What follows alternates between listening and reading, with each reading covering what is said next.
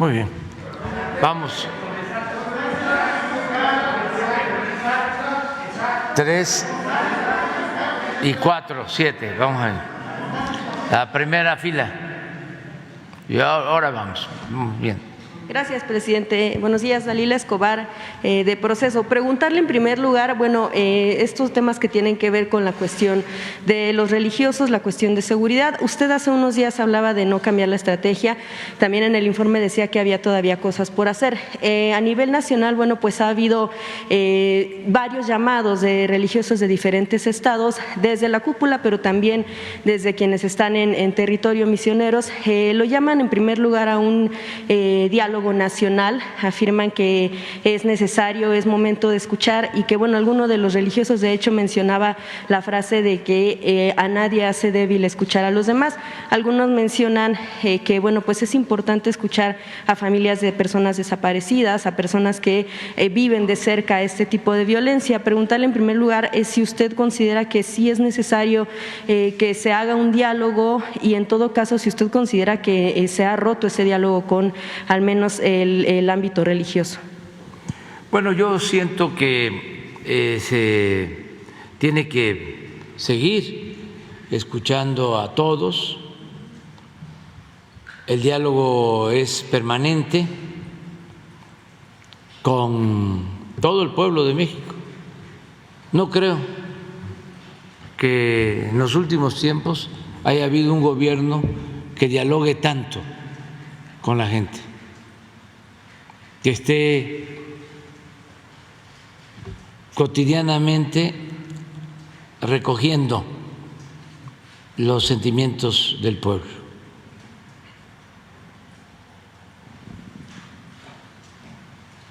Solo que recuerde el general Cárdenas,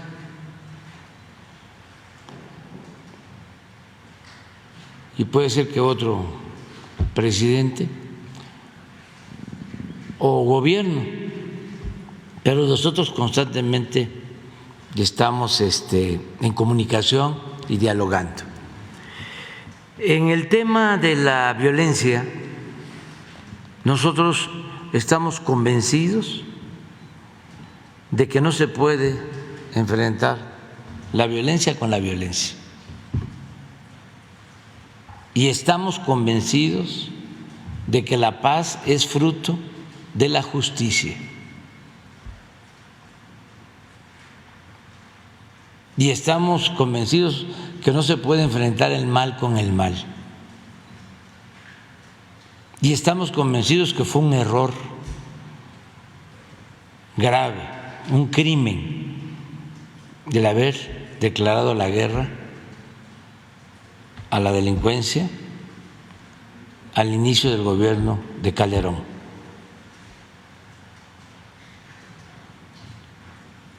Y esto tiene que ver con nuestras convicciones.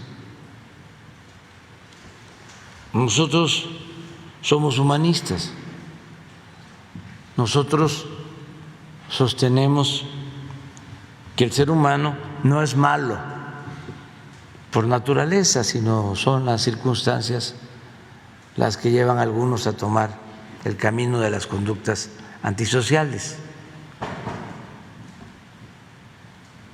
Que lo que tenemos que hacer es atender las causas de la violencia,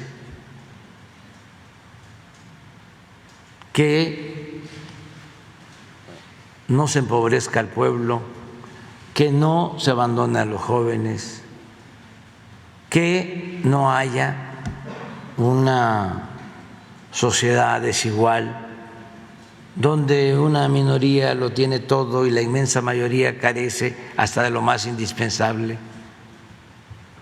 que no haya, en pocas palabras, pecado social. Y esto tiene que ver con la filosofía, con la doctrina de todas las religiones y también del pensamiento filosófico laico.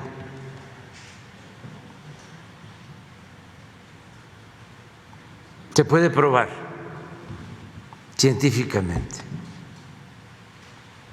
Entonces, los adversarios nuestros, como no han podido imponerse, ahora están queriendo que nosotros entremos a una polémica con las iglesias. No, hablando de lo mismo, amor y paz. Justo dos. Nos identificamos muy bien con el Papa Francisco y también tenemos muy buenas relaciones con pastores, con ministros de otras iglesias. Pero ya estoy viendo la mano negra, ¿no?, de los conservadores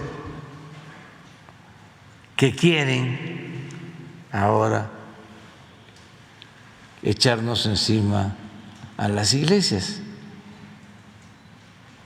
No, que nadie se confunda. Si me piden que yo exprese cuál es mi dirigente social más admirado, al que respeto más por su entrega en favor de los desposeídos, es Jesús Cristo.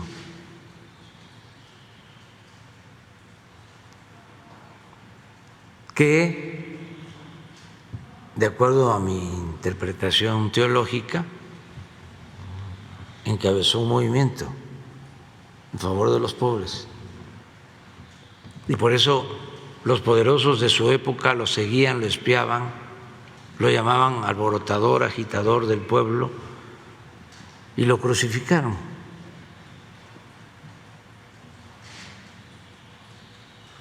Y también por eso me identifico mucho con el Papa Francisco. Les voy a poner algo que acaba de decir el Papa Francisco, porque todo esto pasa como de noche, ¿no? A ver si me consigues un fragmento de una entrevista que le hicieron en Argentina, ¿sí?, o un periodista argentino, una periodista. Es un párrafo donde habla de los problemas de América Latina. Pero es cosa también de buscar, lo recomiendo, su discurso de Ciudad Juárez.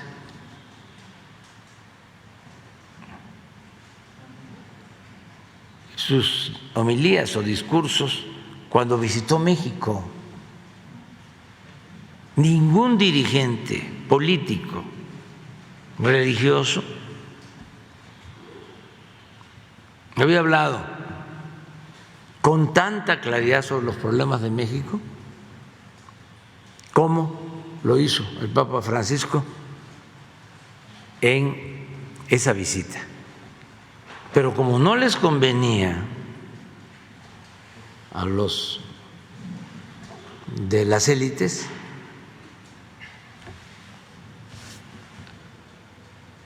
no se difundió nada. Toda la crónica de su visita tuvo que ver con generalidades, que lo jaló una niña, que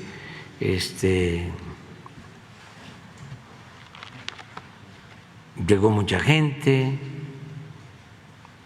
pero sus intervenciones no se difundieron. Y eso que él dijo en ese entonces lo suscribimos nosotros, desde nuestra postura de Estado laico.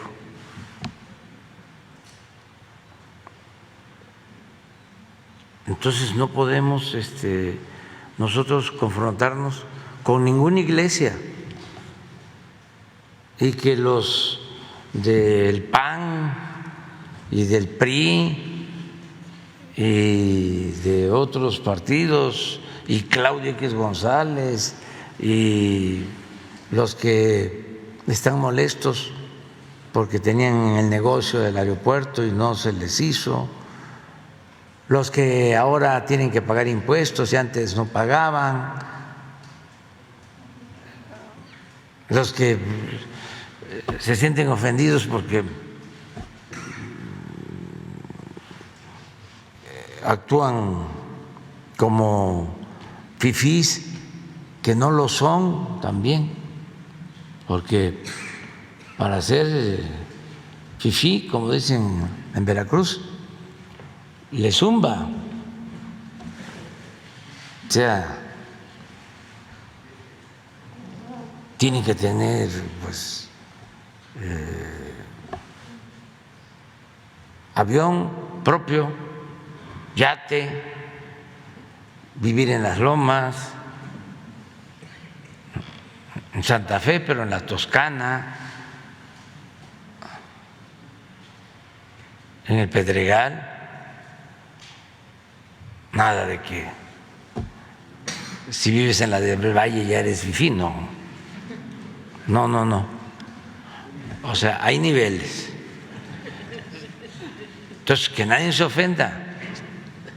Estamos hablando de los potentados. Y eso también, no de todos, porque hay gente que tiene dinero porque ha trabajado y además invierten y generan empleos y merecen respeto.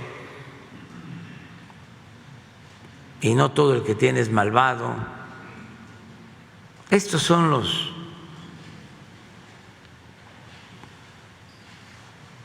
ultraconservadores, muy reaccionarios,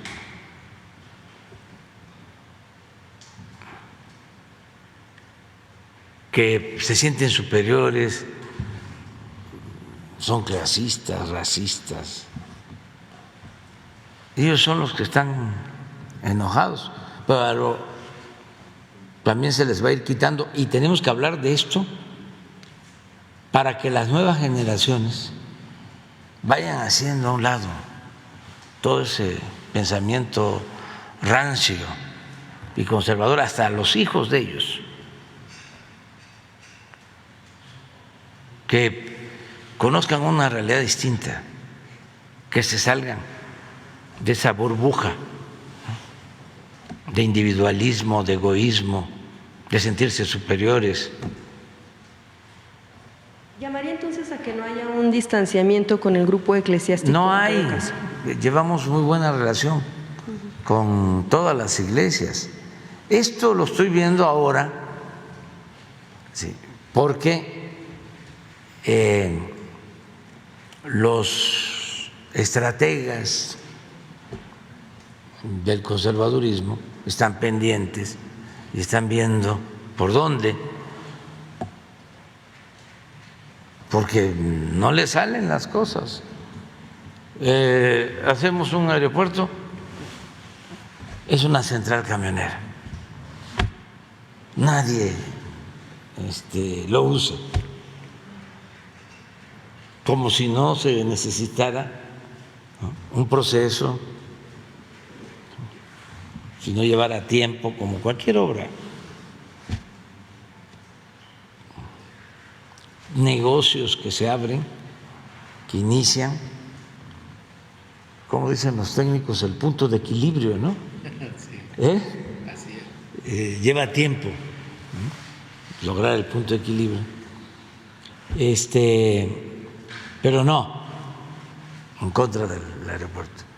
No tienen la nobleza de aceptar de que se trata de uno de los aeropuertos mejores del mundo, de los que últimamente se han construido,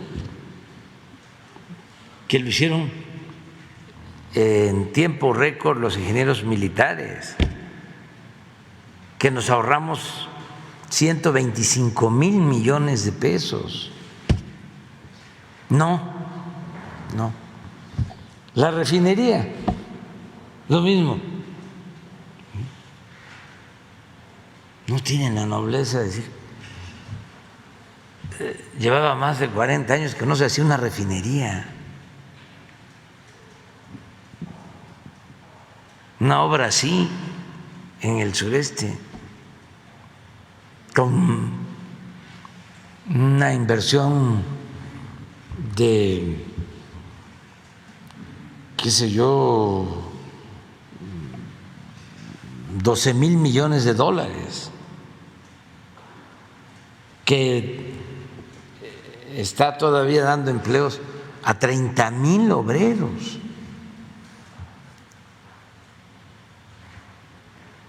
Una refinería para procesar 340,000 barriles diarios.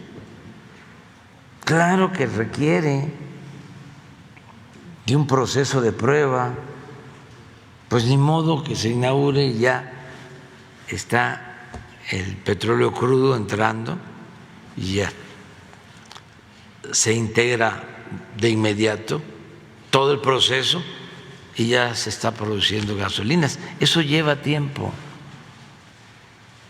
Se necesitan integrar todas las plantas, pero ya terminamos de instalar todos los equipos en 600 hectáreas, en 2 años y medio.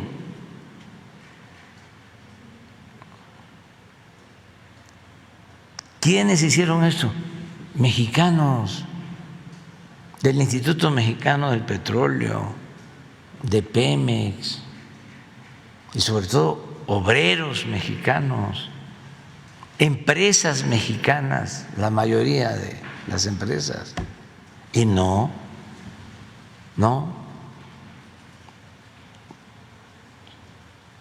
Yo recuerdo que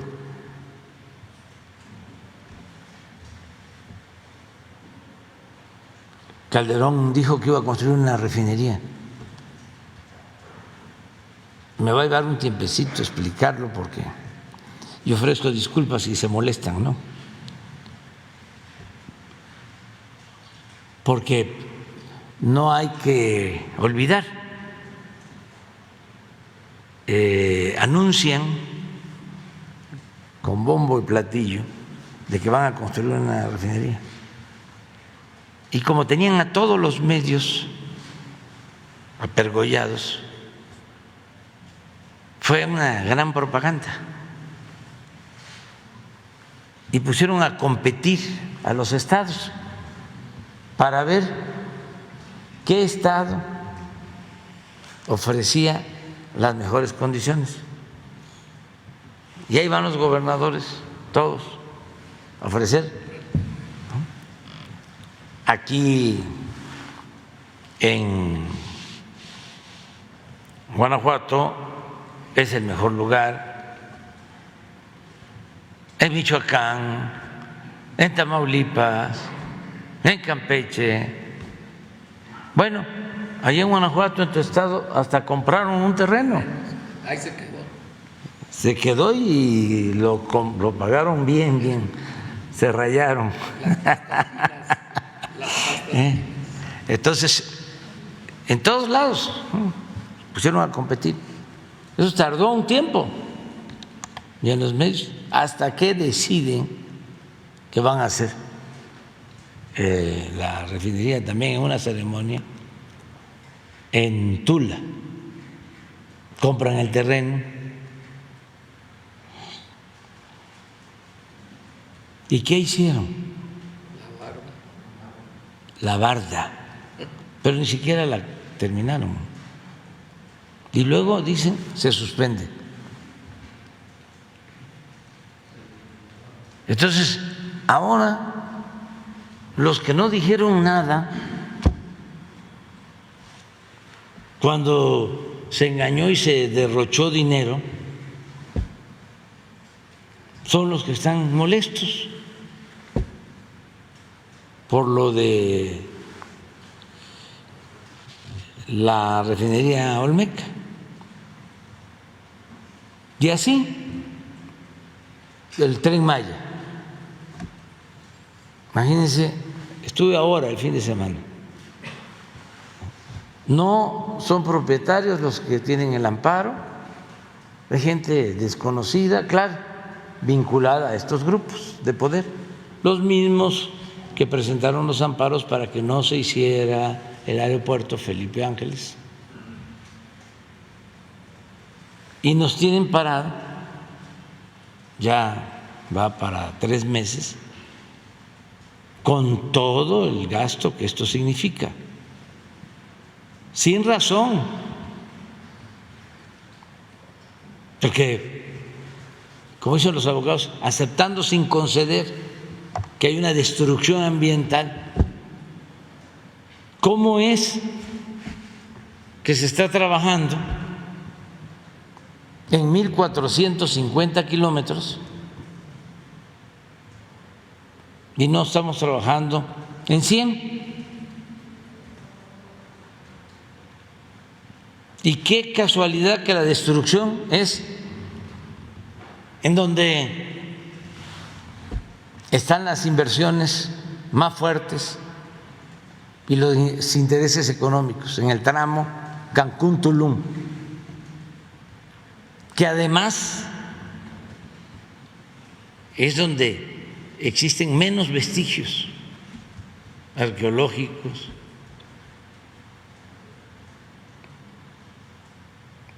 Pero el propósito es que quedemos mal, que no podamos inaugurar el año próximo el Tren Maya. ¿Sería posible que pudiera no inaugurarse el próximo año? Claro que vamos a inaugurar el Tren Maya. Es un asunto de Estado.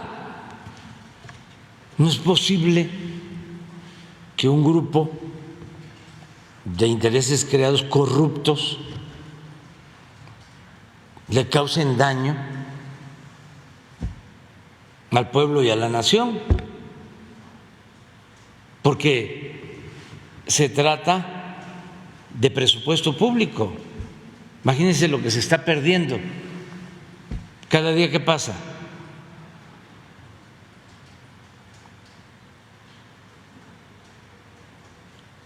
Entonces, sí, vamos a terminar.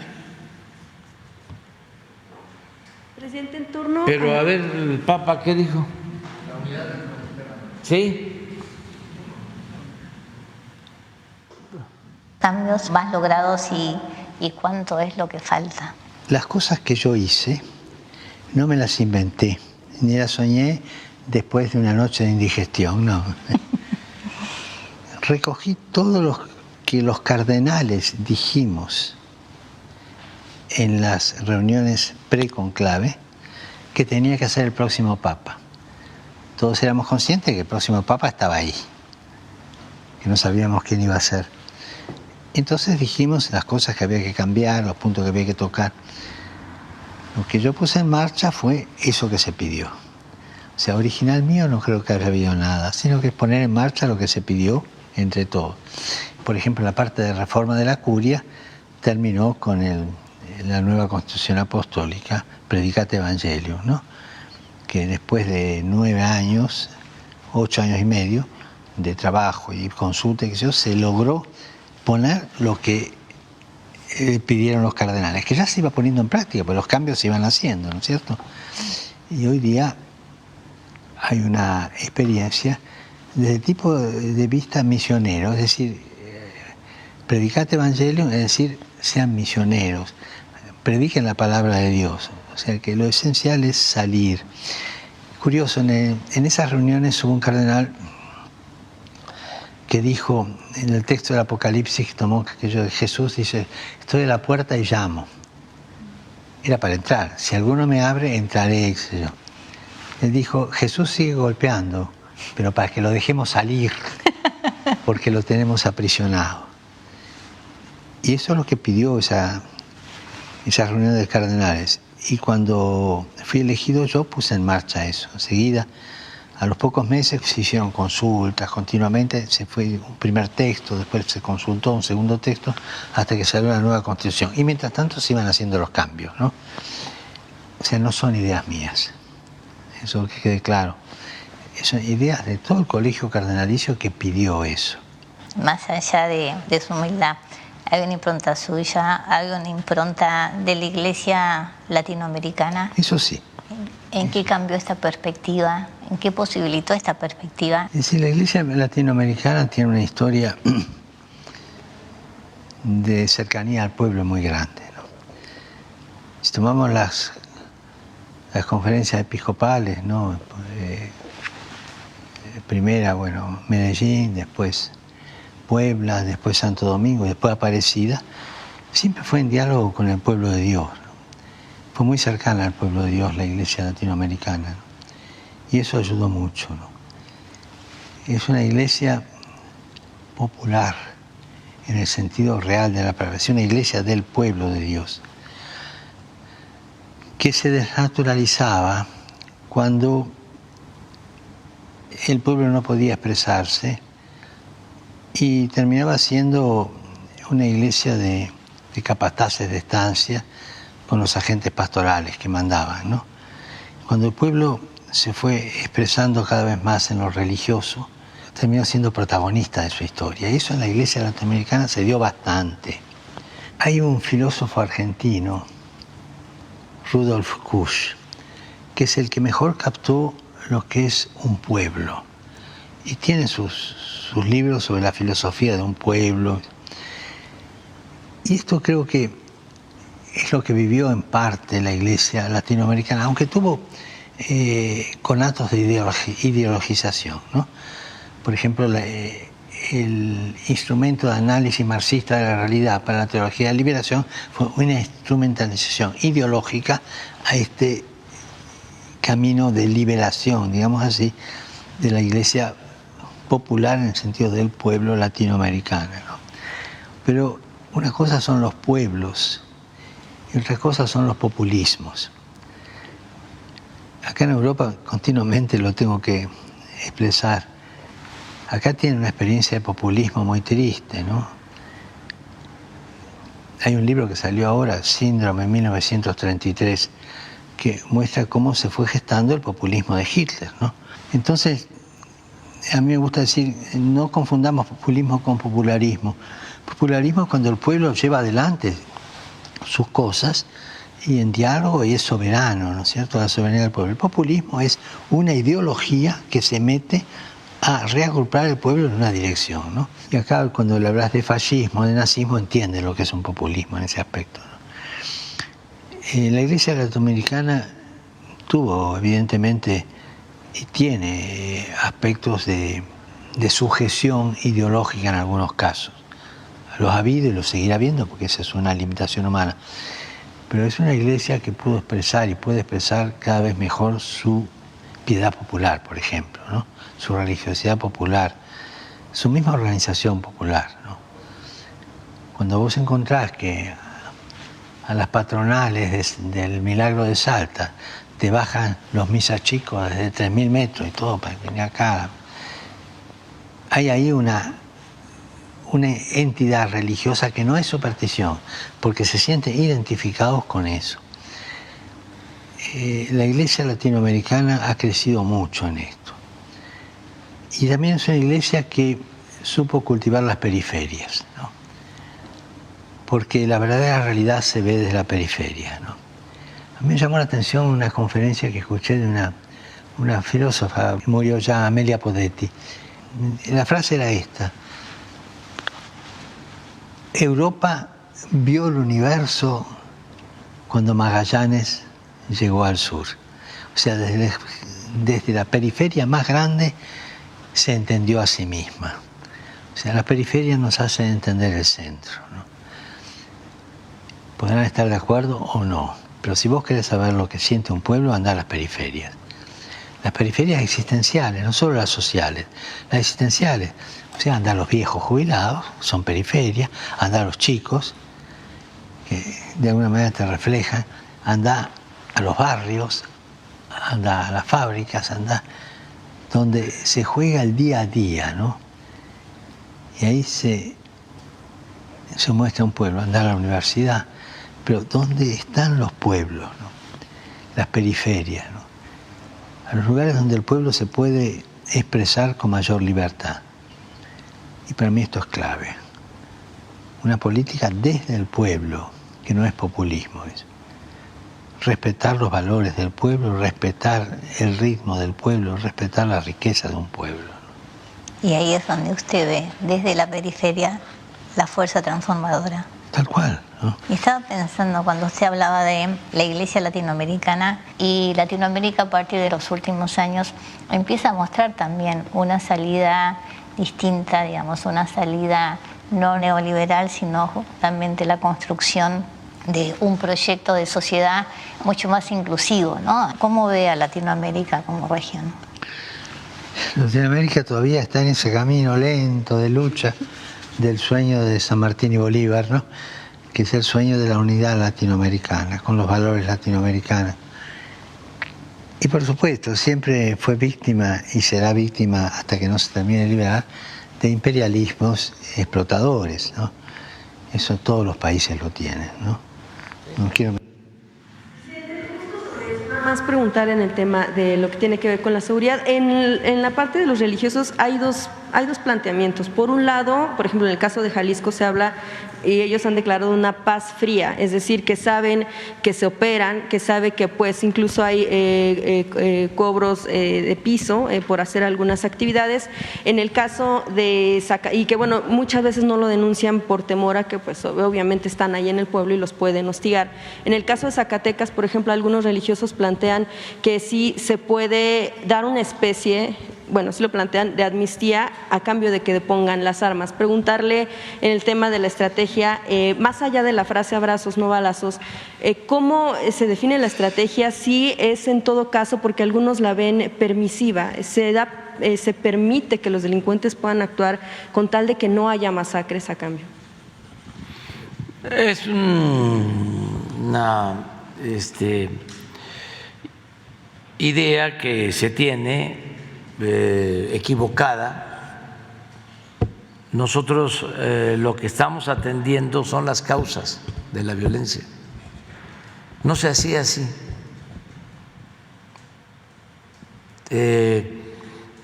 Era el predominio de las medidas coercitivas, del uso de la fuerza. Eso era lo que se ponía por delante. Y eso, regresando al Papa, es antirreligioso.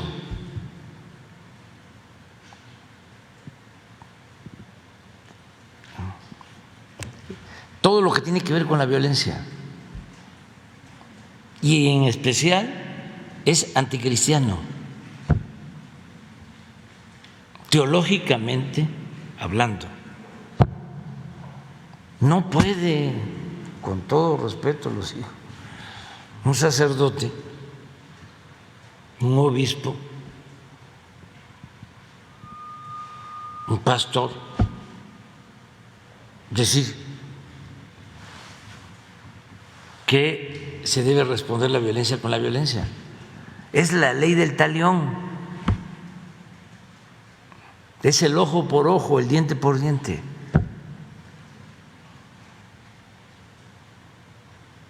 No, esto no significa que haya tolerancia.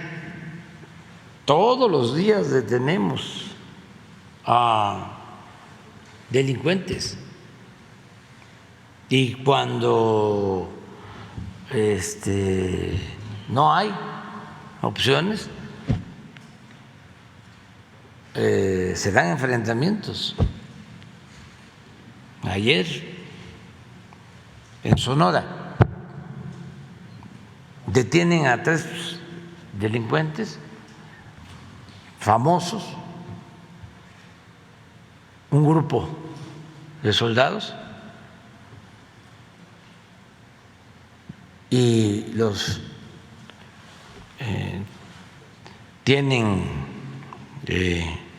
sometidos, retenidos, y llegan 10 camionetas, 15,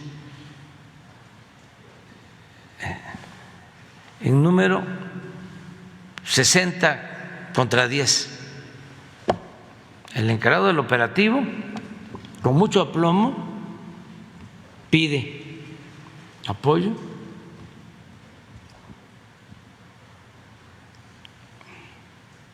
porque les estaban ofreciendo que si soltaban al jefe de la banda no les iba a pasar nada a ellos. Les estaba ofreciendo al grupo de militares 10 millones de pesos. Y llegaron los refuerzos y sí hubo un enfrentamiento, perdió la vida un oficial del ejército, pero se detuvo a los dirigentes. Es muy fácil, como dice la canción de Silvio, ¿no? No estar en ese sitio. Y desde aquí, o desde el púlpito, o desde la academia,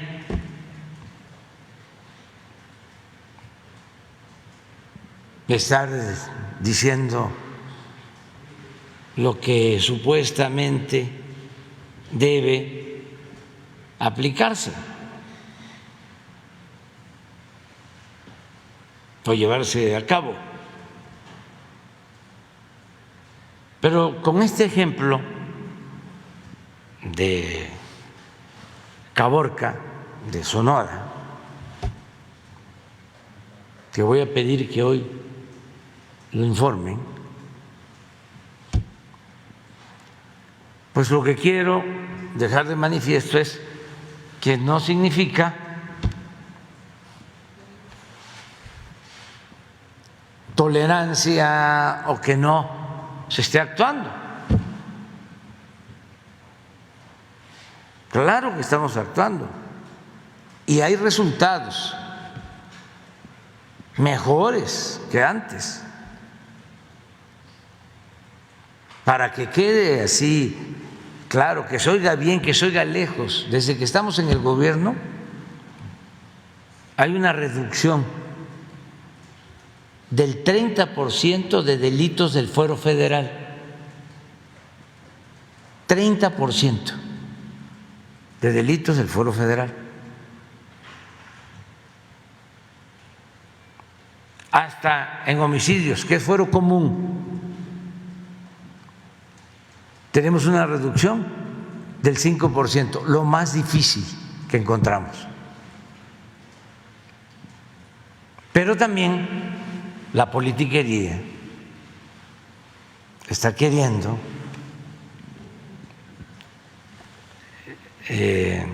hacer campaña en contra con estos temas.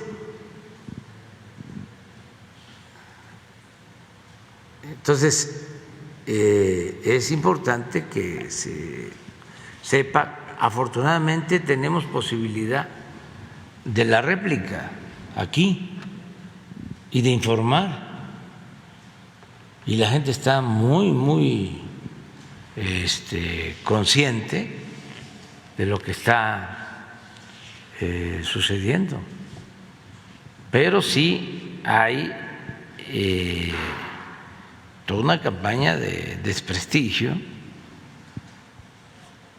inmoral, ¿no?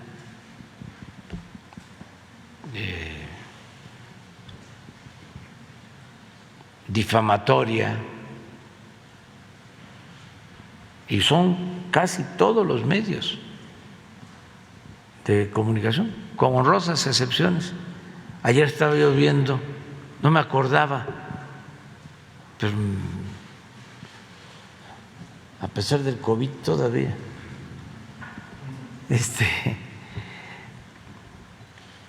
no olvido cosas. Hace como 2 años fui a Campeche y salió Alarraqui a decir de que se casaba mi hijo Andrés en una hacienda, estas antiguas remodeladas, haciendas coloniales, famosa, y pues no se ha casado. Y entonces, pero lo que me llamó la atención, ¿se acuerdan lo que últimamente decía de que lo que importa es decir mentiras, ¿no? Hay que mentir, hay que mentir, hay que mentir, hay que mentir. Por eso lo de Goebbels, puede ser que no sea hitleriano, pero sí alumno de Goebbels. Y Goebbels, ya lo dije, pues fue durante muchos años el ministro de la propaganda de Hitler. A ver si no encuentras lo de cuando dice, porque esa es la estrategia, si se puede llamar así, es la máxima del AMPA, ¿no?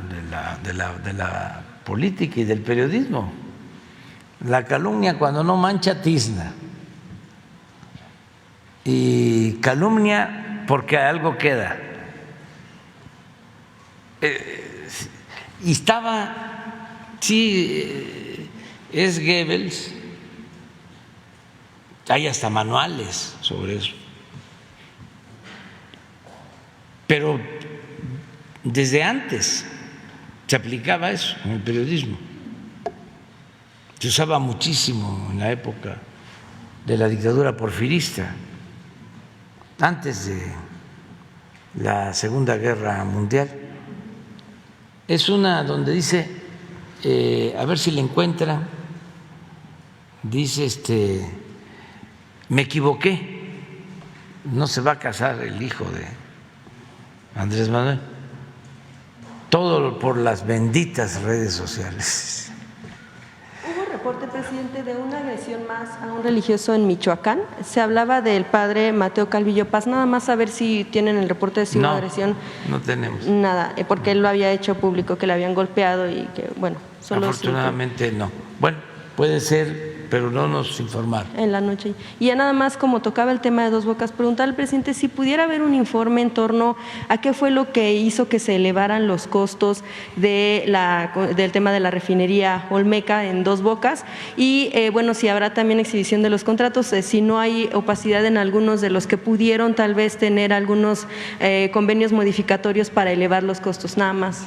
No, se hizo en el presupuesto estimado, autorizado por el Consejo de Pemex. Ese es otro asunto también. El querer descalificar la construcción de la refinería, hablando o sosteniendo de que costó más de lo previsto. No, está en lo que se autorizó por parte del Consejo de Pemex. Lo que sucede es que si se le agregan los impuestos, se le agregan obras adicionales como gasoductos y otro tipo de obras, pues sí, es mayor el precio. Pero para nuestros adversarios,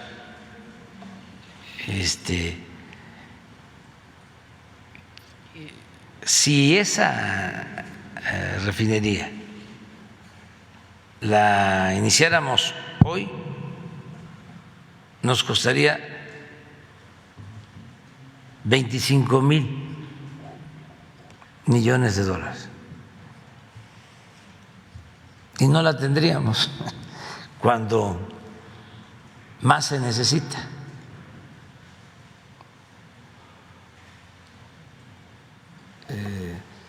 A diferencia de lo que pasa en otros países, a ver, ¿por qué no pones otra vez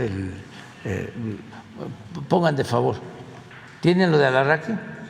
A ver, ponlo de Alarraqui y luego la lámina sobre inflación energética en el mundo. Y ofrecemos disculpas, porque ya nos dedicamos a presumir mucho, pero si no, los de la prensa fifí, conservadora, reaccionaria y corrupta, siguen y siguen y siguen y siguen, tratando de confundir. Aquí está, mira.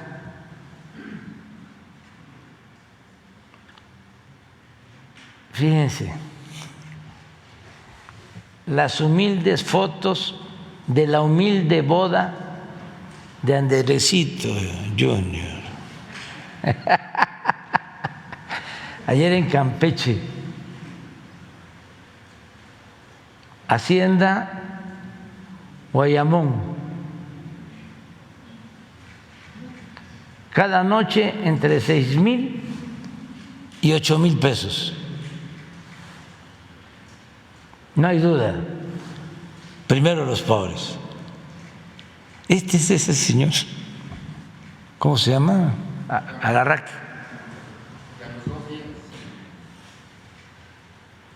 Y como pues no hubo boda ni yo soy el hotel de 6,000 la noche, 8,000.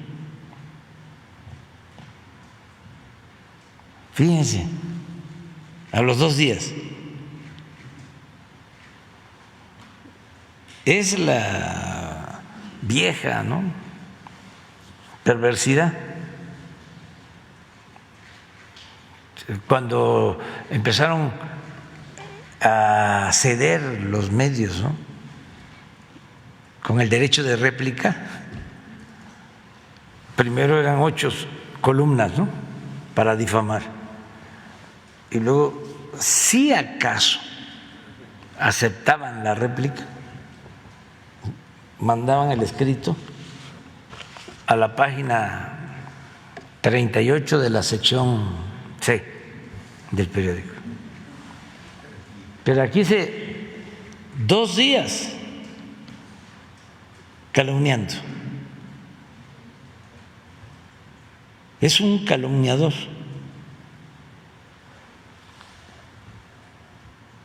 Profesional, alumno de Goebbels. Fui víctima dice después, de las benditas redes sociales. Subí una información que me llegó sin validar que fuera cierta. Nada. Es lo mismo, es Goebbels. ¿Por qué no pones otra vez lo que decía de la mentira? Pero hay un Face, porque en las redes hay mucho ingenio de gente que nos está ayudando mucho y un abrazo a miles de personas que trabajan contrarrestando a estos medios reaccionarios y conservadores que se oponen a la transformación. Es una donde aparece él diciendo, ¿sí?, que yo soy como Hitler, como Mussolini, como Franco, y luego aparece él diciendo, me comparó con Hitler, porque también esa es otra característica de los conservadores.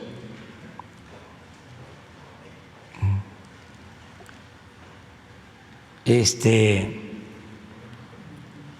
está en el debate y dice, no me insultes, pero no me insultes, me estás insultando. No te estoy insultando, es que hablo así. Pero tú me insultaste, tú me pegaste primero. Tú iniciaste, tú fuiste. A ver si le encuentras, o sea, es lo mismo, para que vean la hipocresía.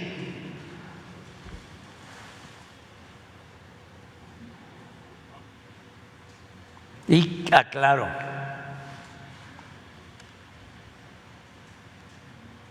no, pero son sus palabras, son una entrevista, son sus propias palabras diciendo primero una cosa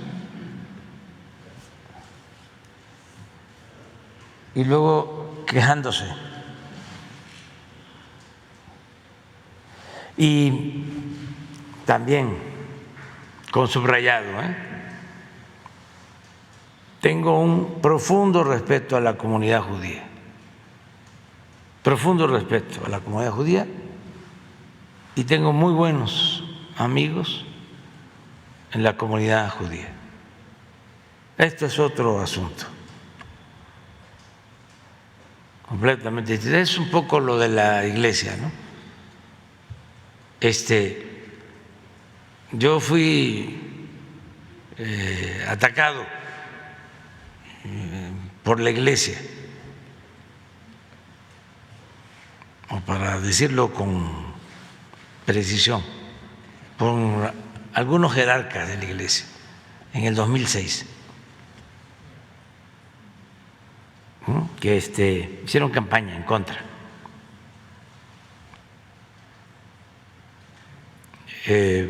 Un cardenal que está ahora jubilado fue a decir a Roma, al embajador de Estados Unidos en Roma, de que yo era un peligro para México y que tenía el gobierno de Estados Unidos que intervenir para frenar nuestro movimiento. ¿Dónde está esa información? En los cables de Wikileaks. Ahí están. Por eso defiendo a Sánchez, entre otras cosas, porque ahí se hicieron denuncias sobre violación de derechos humanos, sobre intervencionismo, sobre represión. Y ahora resulta que el periodista más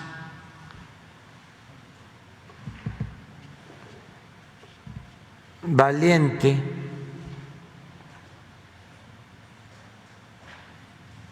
profesional, con más arrojo, está en la cárcel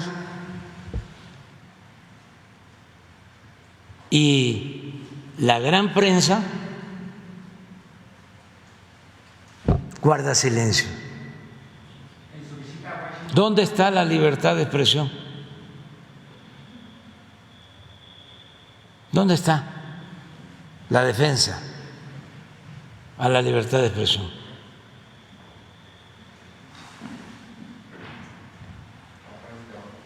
A ver, sí, pero son dos. Bueno, sí, pero esto es lo que dice él. Y luego dice que yo lo estoy comparando con Hitler.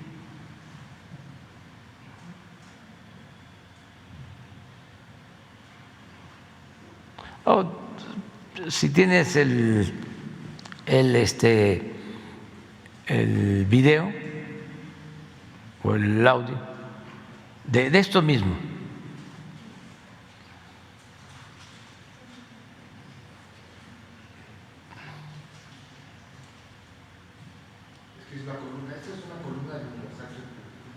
Sí, pero hay una entrevista que le hacen y él repite eso.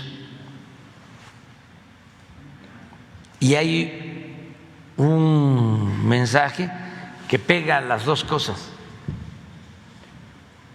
de los simpatizantes de redes sociales que nos ayudan. Hace ese trabajo. Esta es la entrevista, esto es lo que él dice. Que López Obrador es Hitler, es Stalin, Fidel Castro, dice.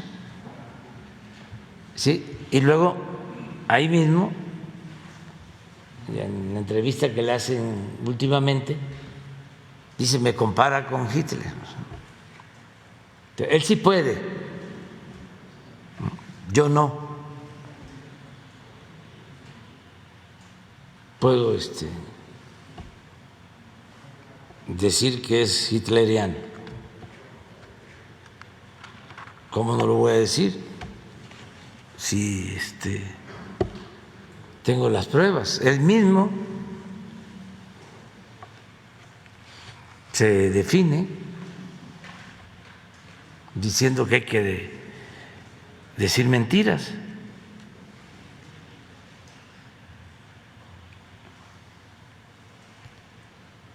Y que tiene una expresión también muy buena, sobre todo para los que estudian comunicación. Dice, lo importante es la propaganda.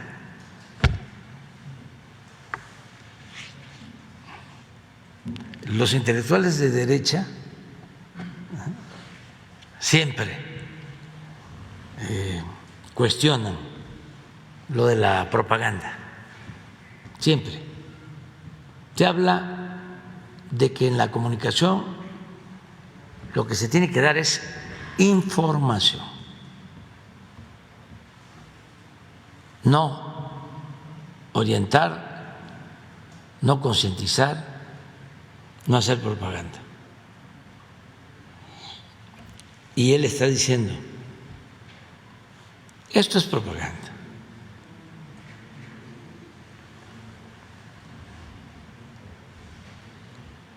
¿Sí lo encontraron? Es que está interesante porque eso es más claro que todo. O sea, el doble discurso, la doble moral, la hipocresía.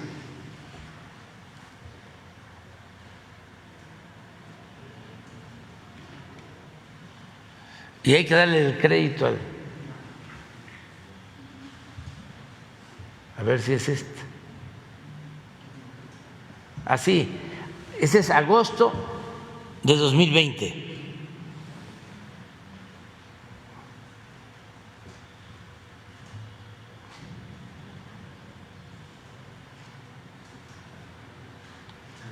¿Sí?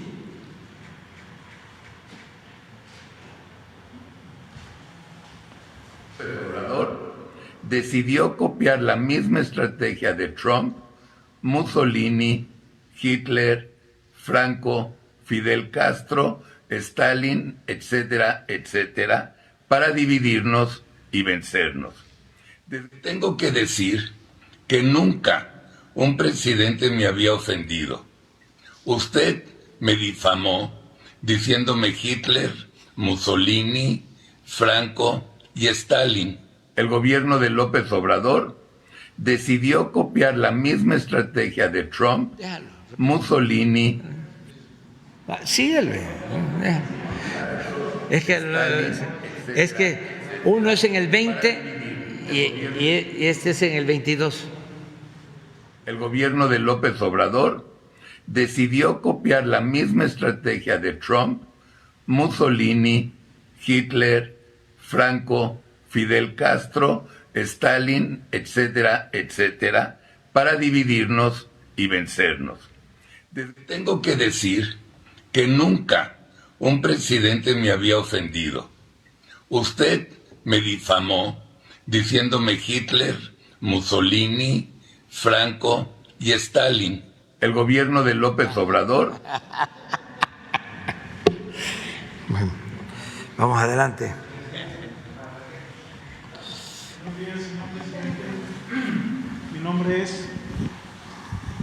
Buenos días, señor presidente. Mi nombre es Miguel Óscar Pérez. Vengo del periódico La Última Palabra de Juárez y Cadereyta Jiménez en el estado de Nuevo León. Señor presidente, como usted lo sabe, estamos viviendo en el estado una grave crisis por la falta de agua. Tenemos 4 presas de las cuales 2 ya están en agonía y la mayor de ellas ya está en un 40%. Aunado a este problema, es muy triste ver que la población se está peleando por una cubeta de agua, están siguiendo las pipas, hay colonias que han tenido un mes sin agua en las tuberías y hay muchos políticos que han aprovechado esto para hacerse publicidad y llevar pipas con sus imágenes ahí para dar a entender y hacer lo que usted decía ahorita, la propaganda. Señor presidente, pero hay un problema grave también.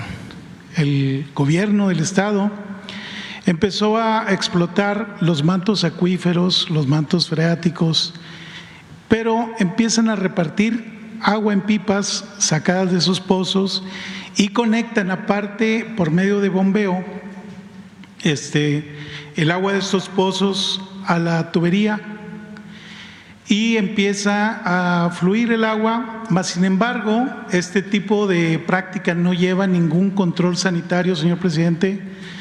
No hay un análisis previo de la calidad de esta agua y antes de venir aquí estuve yo con un experto en el tema y me comentó que hay un problema ahí que pudiera detonar en un grave problema paralelo de salud a la falta del agua potable. Señor presidente, me dijo que hay metales, que pudiera haber metales pesados, que pudiera haber, ¿me permite sentarme para continuar? Sí. Que hay metales pesados que pudieran dañar la salud, hay bacterias que pudieran también detonar en enfermedades gastrointestinales, como cólera también, hepatitis, y ya hay estos brotes en el estado de Nuevo León. Y hay muchos brotes de enfermedades infecciosas en el sistema de gastroenteritis. Vemos que los productos que consumimos, como las Coca-Colas, como tantos productos que consumimos y trae los sellos y nos advierte, esto no pasa en Nuevo León. Las pipas del agua no se sabe de dónde vienen y no se sabe la calidad de los pozos que están siendo explotados para llevar a la población. He visto que gente lleva garrafones de agua potable, los lleva los está llenando el agua de la pipa para consumo. Como le digo, ahí hay un detonante que pudiera ser de enfermedades, incluso no solamente gastrointestinales, sino de piel, incluso me han dicho que hasta de la vista por hacer uso de esta agua, que no hay ningún control. Nadie analiza el agua, solamente la saca y la reparte, y es un problema muy, muy riesgoso, muy peligroso para la salud de los nuevoleoneses. Y como usted sabe, la salud es una de las cuestiones primordiales para el ser humano y una de las prioridades para cualquier gobierno, incluyendo encima de muchas, así como de la economía y todo. Sin salud no hay nada de esto, no sucede nada. Señor presidente, la pregunta es: ¿puede su gobierno federal intervenir, sugerir, apoyar para que esto no suceda, para que se analicen las aguas y ver que realmente sean potables o para uso doméstico? Nadie le dice a la población si puede ser consumida, nadie se lo está diciendo, y porque nadie la está analizando. Yo quisiera saber si su gobierno, por medio del sector salud, pudiera hacer algo, pudiera intervenir, ya que parece ser que al gobierno del estado ni le importa ni está prestando atención a este tema tan delicado. Muchas gracias, señor presidente.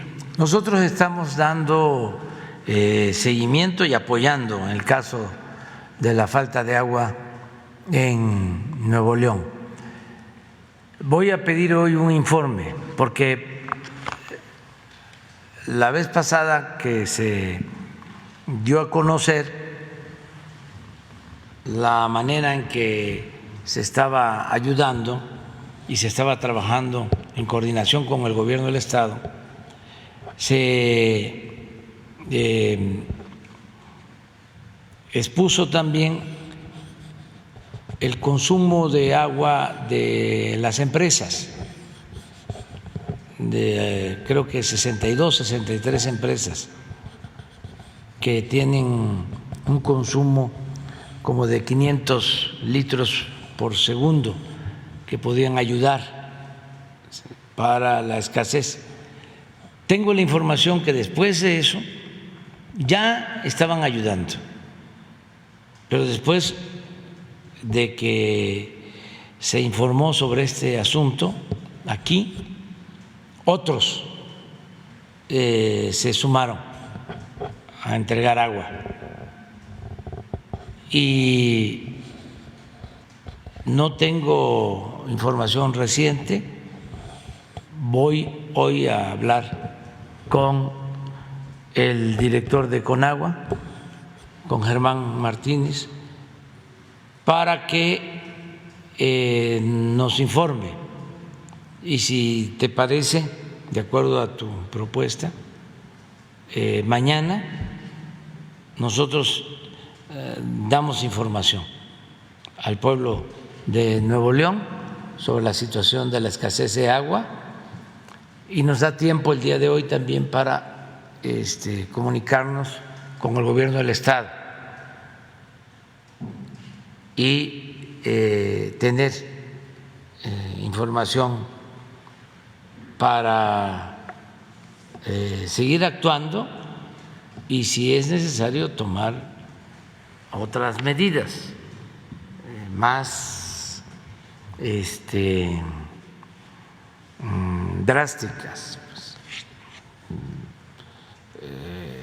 porque no queremos imponer nada, tiene que ser todo por la razón, nada por la fuerza.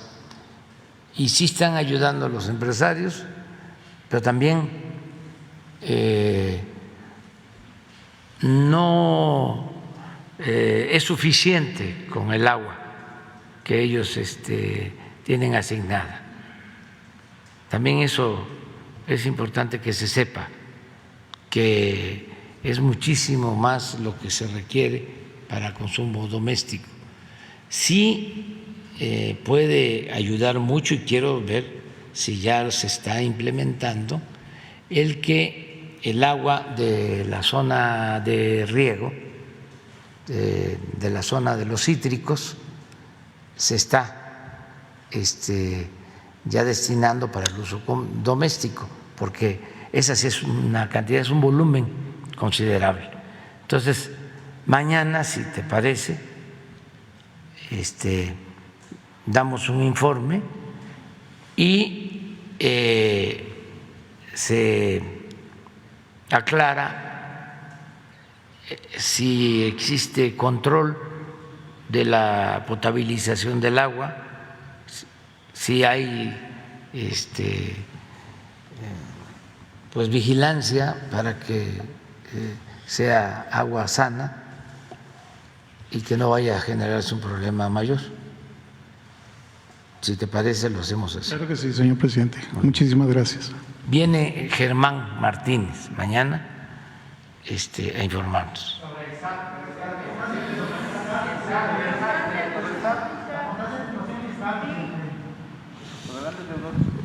Buenos días, presidente. Pedro Villicán, el periódico Universal. Presidente, hoy publicamos una entrevista con Tatiana Cloutier, la titular de Economía, quien señala que las quejas en materia laboral por parte del gobierno de Estados Unidos que ha interpuesto contra México distorsionan el alcance del libre comercio de ambos países en el Tratado de Libre Comercio. ¿Cuál es su opinión acerca de esto? ¿Esto ha afectado el tratado entre los tres países de Norteamérica? No hay problema. Vamos muy bien. ¿Se tocará este tema en la próxima reunión que sostenga con Joe Biden? Sí, pero más que nada la reunión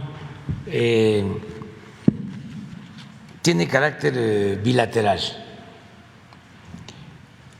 Vamos a tratar asuntos de México y de Estados Unidos. Desde luego, tomando en cuenta a Canadá y a toda América, pero es una reunión bilateral. Tenemos una cumbre para tratar los asuntos del acuerdo comercial, del tratado, en noviembre en México. Viene el primer ministro Trudeau y viene el presidente Biden en noviembre, pero eso es para el tratado. La reunión del día 12, los encuentros, porque van a ser 2 o 3, tiene que ver con asuntos de integración, de mayor integración económica con respecto a las soberanías, el tema migratorio, la inversión para el desarrollo, las visas de trabajo y otros asuntos. Presidente, nada más para terminar este punto, ¿su agenda solamente va a estar el día 12 o se va a extender un día más? ¿Ya se tienen más pormenores sobre esta visita? Bueno, salimos el lunes, consideramos que nos alcanza el martes y nos regresamos por la tarde del miércoles. Presidente, como segunda pregunta, hace una semana fue asesinado un compañero periodista en Tamaulipas. El viernes pasado también una compañera que asiste a las conferencias, Susana Mendoza, en Jalisco, sufrió un ataque. En ese sentido, en una entrevista, Fernando de Yarza, presidente de la Asociación Mundial de Periódicos y Editores de Noticias, calificó como inadmisible el número de periodistas asesinados en México. ¿Cuál sería su opinión sobre este tema, sobre esta declaración? Pues es más de lo mismo, es la campaña, ¿no?, de desprestigio en contra del gobierno de México. Estas asociaciones que hay de todo tipo, que aparecen cuando no les gusta un gobierno o no les conviene un gobierno, o protegen a medios de información de México que están también molestos. porque ya no reciben subvenciones o el dinero de publicidad que se les daba.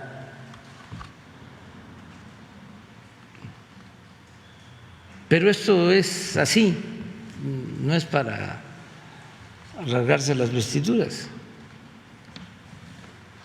Hace unos días di a conocer un encarte del New York Times hablando del super policía Genaro García Luna, y es el New York Times, y el Financial Times hace lo mismo, y el Wall Street Journal, y todos.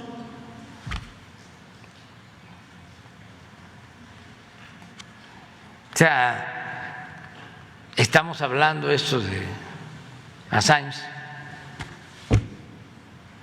que no vale la pena que se ocupe el New York Times del asunto o el Washington Post.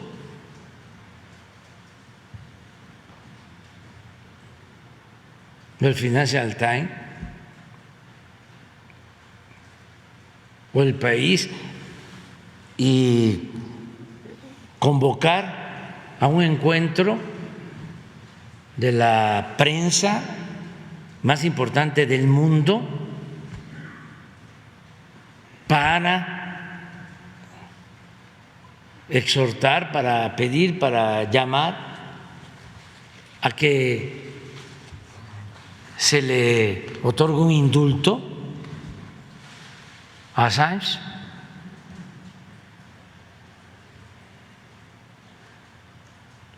Si no lo hace,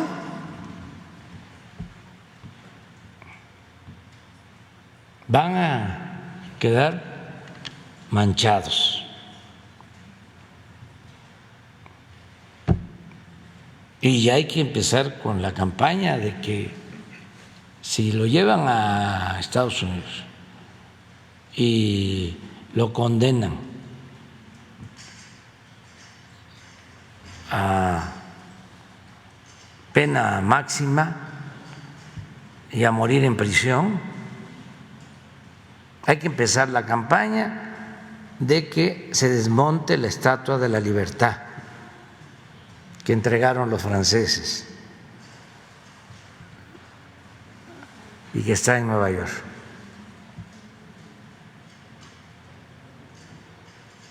Porque ya no es símbolo de libertad. Sí, lo voy a tratar con él. Lo traté con el presidente Trump, le mandé un escrito.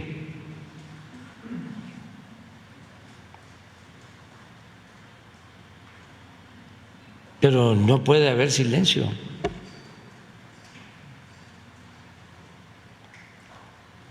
A nosotros nos consta los cables que dio a conocer hablan de el fraude del 2006, de cómo fueron distintos personajes a la embajada de Estados Unidos en México a confesarse.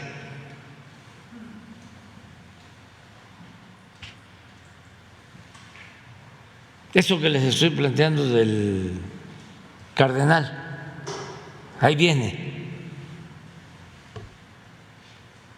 Y no solo es México, es todo el mundo.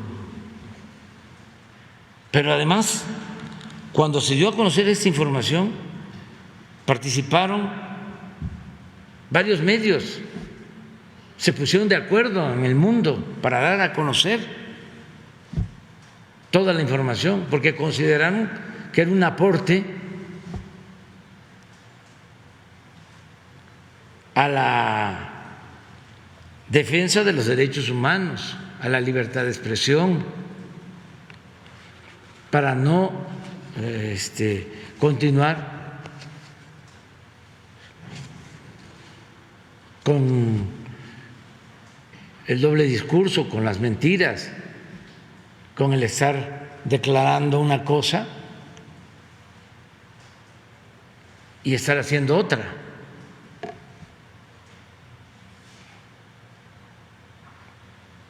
Entonces ahora lo dejan solo.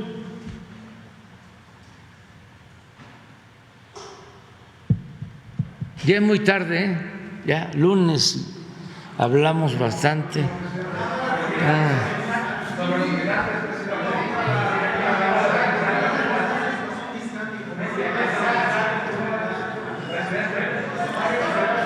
Mañana.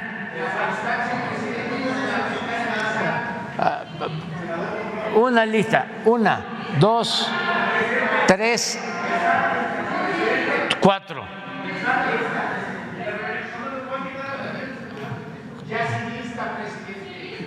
Sin lista, bueno, mañana pues.